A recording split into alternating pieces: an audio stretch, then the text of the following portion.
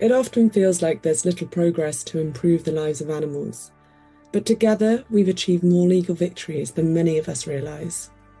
In 2004, the League Against Cruel Sports secured the historic and popular ban on hunting mammals with dogs. We're now working to close the loopholes in the Hunting Act 2004, and we've secured a government commitment to do so. In 2020, the Vegan Society worked closely with Georgie Casamaglione in his employment challenge, securing the recognition that ethical veganism is a protected philosophical belief under the British Equality Act 2010. This means that ethical vegans cannot be unlawfully discriminated against in employment, education, or in the provision of goods and services in both the public and private sectors. The Conservative Animal Welfare Foundation assisted the Conservative Party in passing multiple animal welfare laws during their time in government. Amongst the many campaigns we have worked on, these have included the mandatory use of CCTV in slaughterhouses, the Ivory Act, the Animal Welfare Sentience Act, the Animal Welfare Livestock Exports Act, and the Pet Abduction Act. Each bill relied on cross-party support, which we continue to build today to help secure more necessary laws to advance animal welfare. In 2022, the RSPCA worked with the entire animal welfare community to bring in the Animal Welfare Sentience Act, which does two important things. Firstly, it recognises the sentience of animals, including for the first time crabs, squids and decapod crustaceans, and secondly, it lays down a process whereby the government will be held to account in how it takes into account animal welfare when making political decisions on legislation. Since 2015, Humane World for Animals has campaigned successfully to achieve bans on the use of cruel rodent glue traps, and will continue to fight to stop these devices being sold on the UK market. In 2024, after decades of campaigning, Compassion and World Farming and others secured a historic win: a ban on live exports for fattening or slaughter in Great Britain.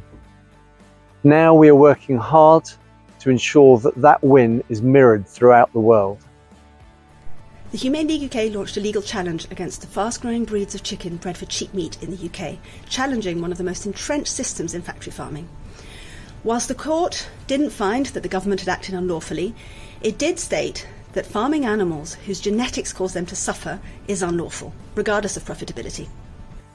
A recent planning case brought by Animal Equality challenging an onshore fish farm established a key legal principle that animal welfare can be a material consideration in planning law, and that principle is now being used by animal advocates to prevent the development of intensive farms throughout the country.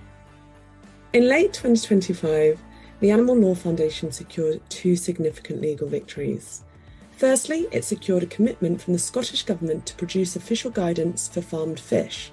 Secondly, and building on the work of so many groups to get their sentience recognised, the UK Government accepted the Animal Law Foundation's legal interpretation that it's illegal to boil decapod crustaceans such as lobsters and crabs alive under the current law. In early 2026, Animal Rising won a landmark case defending activists prosecuted for burglary after rescuing beagle puppies from an animal testing breeding facility. This is the first ever win for open rescue in the UK. In early 2026, coalitions in Scotland and Wales secured bans on greyhound racing in both their devolved nations. Animal Aid is now working alongside those coalitions' members to bring a ban to England. The UK Centre for Animal Law continues to grow, and our 2026 conference, the biggest yet, reflects the growing number of students, academics and lawyers using their skills to improve the law for animals. It has been an important year for the animal welfare strategy. Lots of new legislation's come in. We now need to see that legislation implemented in full. Moving forward, the focus needs to be on ensuring that we don't have any imports which concern lower animal welfare standards. The animal protection community has secured some crucial wins for animals under the law, working with members of Parliament and so many people who I know support our work.